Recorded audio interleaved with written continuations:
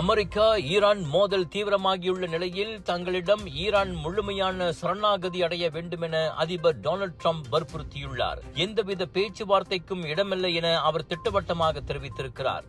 கடந்த வாரம் அமெரிக்கா மற்றும் இஸ்ரேல் இணைந்து ஈரானுக்கு எதிராக ராணுவ நடவடிக்கை தொடங்கிய நிலையில் ஈரான் மற்றும் லெபனான் மீது இஸ்ரேல் புதிய தாக்குதல்களை நடத்தியுள்ளது. அதே சமயம் ஈரானும் பதிலடியாக இஸ்ரேல் மீதும் அமெரிக்க ராணுவ தளங்கள் அமைந்துள்ள வளைகுடா நாடுகள் மீதும் ஏவுகணை தாக்குதல் நடத்தியுள்ளது.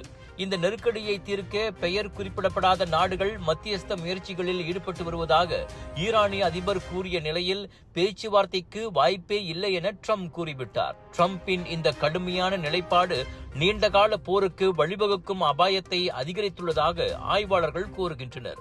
மத்திய கிழக்கு நெருக்கடியால் ஏற்கனவே உலக சந்தைகள் பெரும் பதற்றத்தில் உள்ளன. கட்டார் எரிசக்தி அமைச்சர் எண்ணெய் விலை உயர்வு உலக பொருளாதாரத்தை பாதிக்கக்கூடும் என எச்சரித்துள்ளது குறிப்பிடத்தக்கது. மிகப்பெரிய மருட்டலாக திகழ்ந்த அயத்தொல்லா அலி கமேனியை கொன்றுவிட்டாலும் அணுசக்தி விஷயத்தில் ஈரானை மண்டியிடச் செய்யும் வரை ட்ரம்ப் ஓயமாட்டார் என்று தெரிகிறது என பல ஆய்வாளர்கள் கூறுகின்றனர். Imagine we go further than ever before. Imagine we turn bold ideas into real-world impact.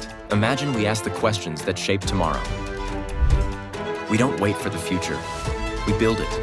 This is where potential becomes progress, where thinkers become doers, where we're unleashing the change makers.